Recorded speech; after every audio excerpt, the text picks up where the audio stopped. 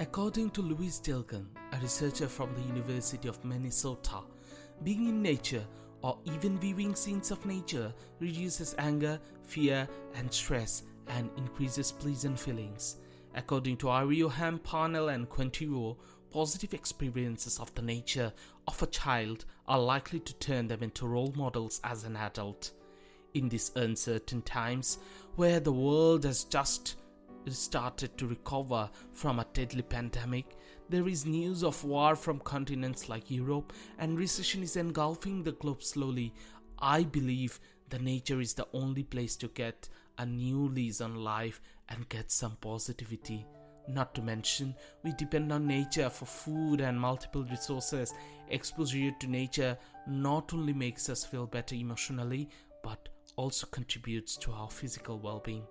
Indigenous Australians are really true about the significance of nature.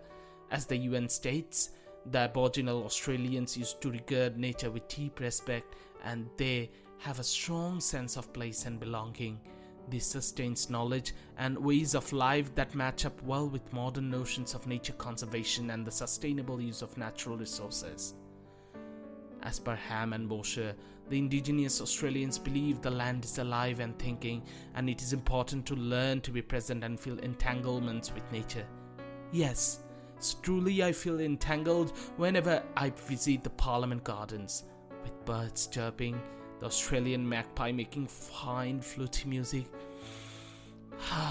the smell of the newly cut grass, the fragrance of the flamboyant flowers. I feel connected with science and nature. My inquisitive mind interrogates about natural elements like grass, leaves and bushes, and thinks, what is the science behind them all being green?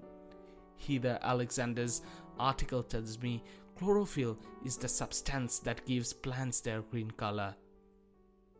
As per PELO, learning the names of non-human elements is something that should be done in place thought walk. The more than human elements in the Parliament Gardens were the crescent moon in the evening sky, sweet alyssum flowers, common primrose flowers, blue jacaranda tree, Japanese cherry tree, Canary Island date palm tree, Australian magpie, ducks. There are man-made elements too. Two structures that mesmerize me in the Parliament Gardens were the fountain, which forms a heavenly abode for the ducks and other aquatic and amphibian animals, the statues of Pastor Sir Douglas and Lady Gladys Nichols. Sir Douglas Nichols was the pastor of Australia's first Aboriginal Church of Christ in Fitzroy, Melbourne, and in 1957 became a field officer for the Aboriginal Advancement League. Lady Gladys was a charity worker and fundraiser, and among other achievements became the secretary of the National Aboriginal and Torres Strait Islander Women's Council and the Victorian State President in the 1970s. At this point, I acknowledge the traditional owners of the land on which we are residing. I pay my respects to their elders past and present and the Aboriginal elders of the place I am residing and studying. Writers HAMM and Bosher emphasize learning to be affected while visiting a natural place. The thing that affected and moved me most was the thought of the food chain in the ecosystem of Parliament Garden, how sunlight provides nutrition for the plants and plants provide food for the birds.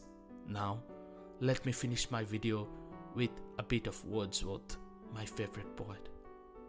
Through primrose tufts in that green bower, the periwinkle trailed with wreaths, and 'tis my faith that every flower enjoys the air it breathes. The birds around me hopped and played, their thoughts I cannot measure, but the least motion which they made, it seemed a thrill of pleasure. It seemed a thrill of pleasure. It seemed a thrill of pleasure.